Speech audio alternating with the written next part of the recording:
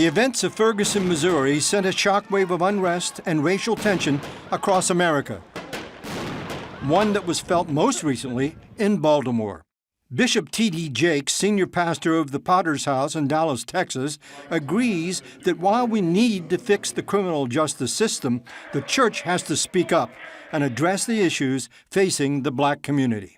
I don't want to get political here, and you don't either, but the black community or minority community have been having conflicts with the police, for instance, the Ferguson situation.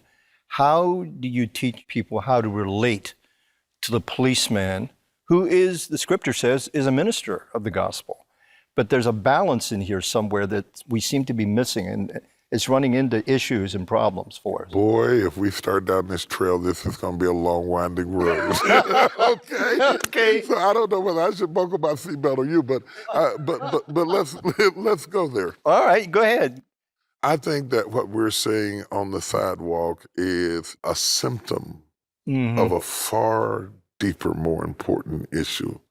I think that it is, yes, it is, we are seeing the loss of respect for all types of authorities, whether you're talking about fatherhood or pastors or executives, just the hemorrhaging of respect in general is beyond human comprehension. Having said that, I don't think that that is the total answer that we need to make. You respect people who wear blue, because I think there's a deeper scream coming out of the heart of this country. I think that we have a criminal justice system that has been hijacked by politics. I think that we have created a system that has inequities for people. I think that we have penalized people for small mistakes in their youth and left them marred the rest of their lives without the ability to get a job, to get proper housing, to be able to get back up on our feet again. And we who sit in our bedroom communities on our couches and watch television say, this is America. You should work, get a job, be responsible. But then the same people who say that, when they see that you have a prior record, would never hire you or rent to you. So you cannot integrate and discriminate at the same time and call it justice. I think that the police officer and those who wrestle with them are just symptoms of those who they represent. A whole world of people. We are creating these septic tanks of frustration.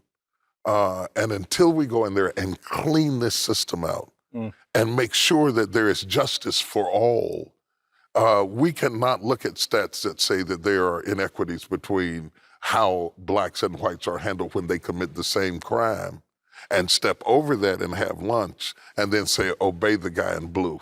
If we are going to be not just spiritual, but intelligent people, we have to take up the cry of the disenfranchised, no matter the color, and work to do things in a way that is fair and just for all people.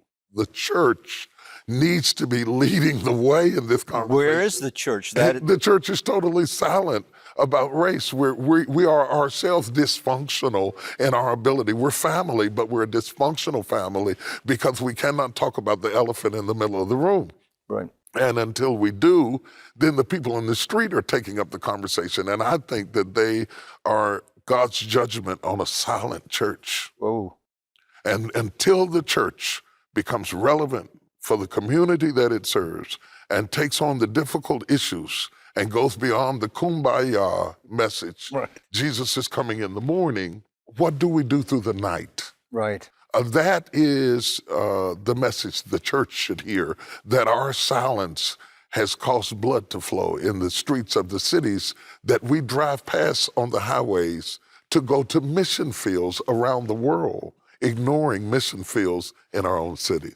What you're saying now is a prophetic voice. Right. The church is to be prophetic, to speak to the issues of the day, root causes, etc. Right. We're not doing that. So here's the question. What you're reciting, how do I love my enemies? I think that love begins with the common human experience that we all have. And I think that the loving your enemy gets down to the basic human issues: air, water, lights, food, family, basic human essentials. At least let's love on the level that we exist and then debate on the level that we think.